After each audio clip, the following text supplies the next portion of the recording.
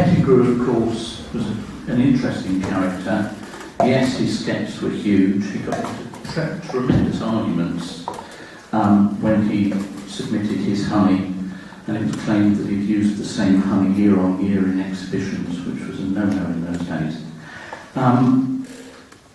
It's possible to get £200 of honey from any hive. It depends on the bees, it depends on the season. The Stewarton, which some of you have heard me talk about, which I've got an example here, is an example of top bar hive, and that in Victorian times was renowned for its huge honey production, largely because it was a supering hive. I think I probably share more in common with Gareth than I'm adverse on the issues. He reports the BBKA average at £25, but I would suggest that if you promote beekeeping as at risk, and therefore bringing large numbers of novices, you are likely to push down the averages. The other issue I must challenge: commercial beekeepers can only survive with imported queens.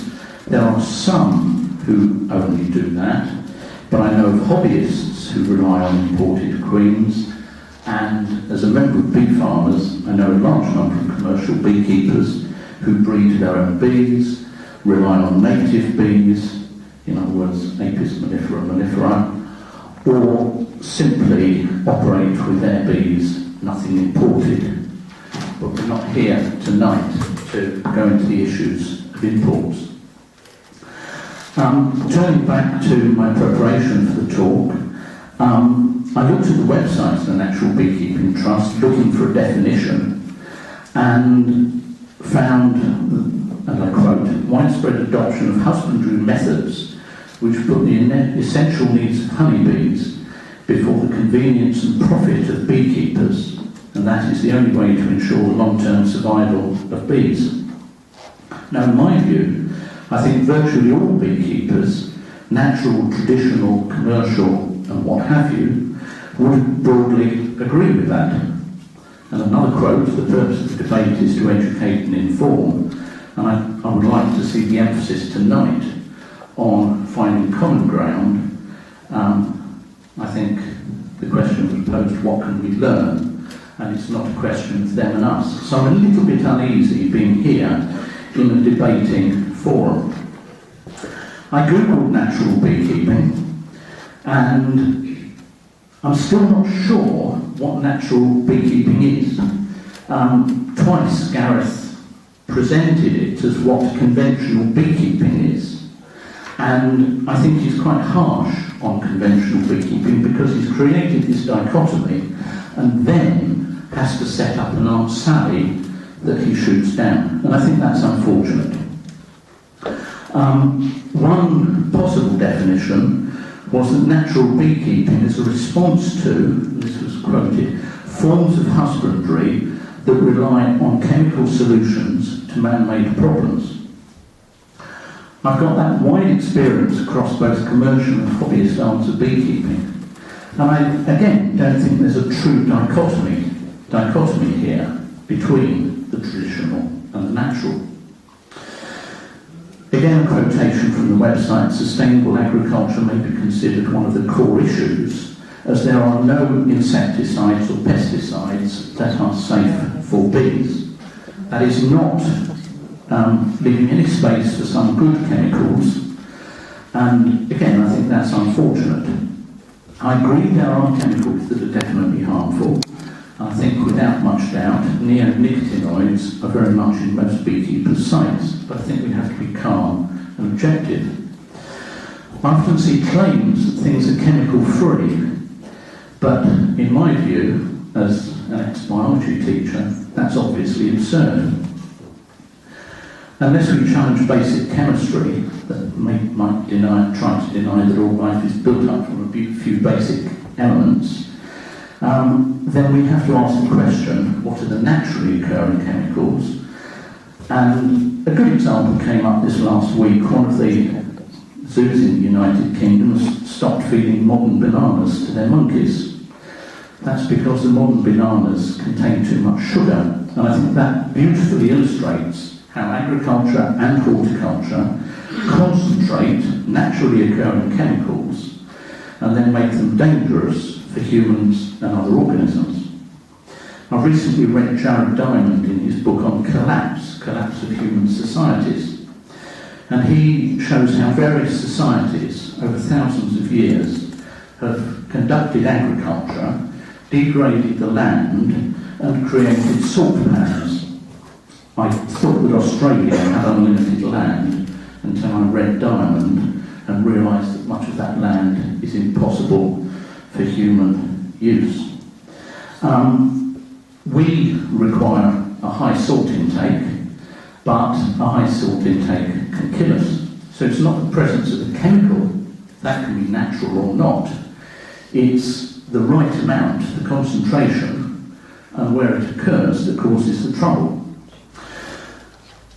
So I don't think there's a dichotomy. Most beekeepers are against neonicotinoids, and some beekeepers will use chemicals. And in fact, looking at my collection of books that relate to natural beekeeping in one way or another, many of them do refer to use of chemicals in certain circumstances. Another quote: much of modern beekeeping is geared at maximum production, and again, I have to disagree with that.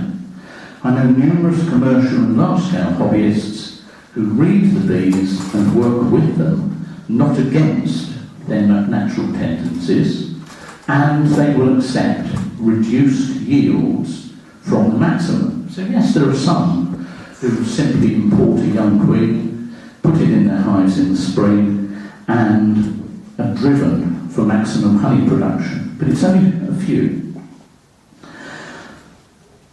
Another quote: systematic suppression of bees' natural reproduction, I think Gareth used that phrase, referring to swarming, in favour of artificial breeding, and criticises artificial breeding for being practised for more than 100 years now. And I thought, well, what's that referring to? So I looked at my facsimile of GM Doolittle on scientific queen rearing. And I thought, well, he'll be against this idea of anything natural. But then his subtitle for that book is Queen rearing as practically applied, being a method by which the best of queen bees are reared in perfect accord with nature's ways. So Doolittle, publishing in 1901 on scientific queen rearing, was a man of his time, and he believed he was working in harmony with Mother Nature and the bees. And he waxes long and lyrical about the emotive side of beekeeping, which I think we can all expound on and enjoy. So I don't see the dichotomy. I practice swarm control. Last year I carried out dozens of Demery-type controls, but those simply managed how the bees express their swarming urge. I do not agree that that in any way relates to the genetics going on. And I don't think in past decades anybody has significantly altered the honeybees' tendency to swarm. People have claimed they've bred a low swarming strain, but when you look at their methods, those methods involve swarm control, which doesn't allow any selection on the genes governing swarming. So we need to look in detail, and I think when we do, there is not that dichotomy. So I feel that that's in effect an armed sally. It's not a real issue to be challenged. Moving on, another quotation. As the beekeeping industry concerned for its survival calls for ever more scientific research to provide answers to the bee crisis, the issue of individual and collective responsibility for the demise of the honeybee remains largely unaddressed. Again, I'm sorry, I don't think that's right.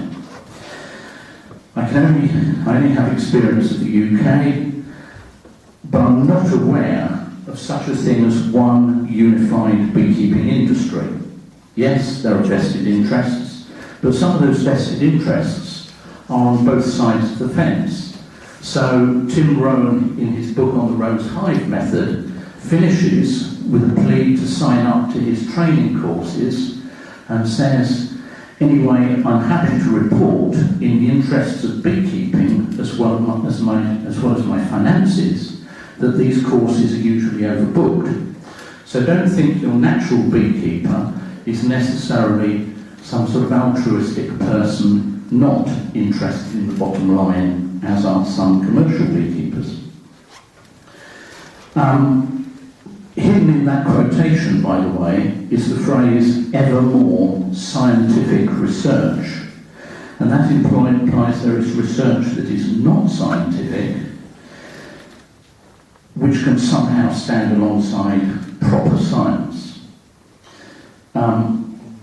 Science is a method, it's not something that belongs to one faction in an argument and not another. So I think there's an insult there to traditional beekeeping.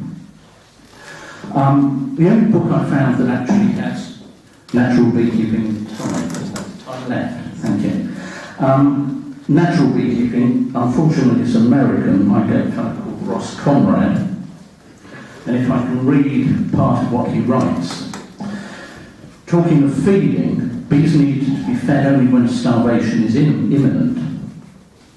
This can occur when, due to weather conditions or some other factor, the colony has not stored sufficient honey to last bees through the winter. It's quite a long paragraph, so I'll cut to the end. Colonies that need to be fed in the spring are typically a sign that the beekeeper has harvested too much honey and did not leave enough on the hives in the fall, that's the autumn to us, that the late fall honey flow that was anticipated to fill out the empty space within the hive did not materialise, and adequate supplemental feeding did not take place, or both. So he starts by saying feeding should only take place when there is starvation, but then he talks of supplemental feeding. So the reality is that very often natural beekeepers use exactly the same methods as the so-called traditional beekeepers, and vice versa. So I put it to you that there is not a dichotomy. We should not actually be debating from two sides, but we should be sharing our common love of bees and exploring that as one group. Thank you.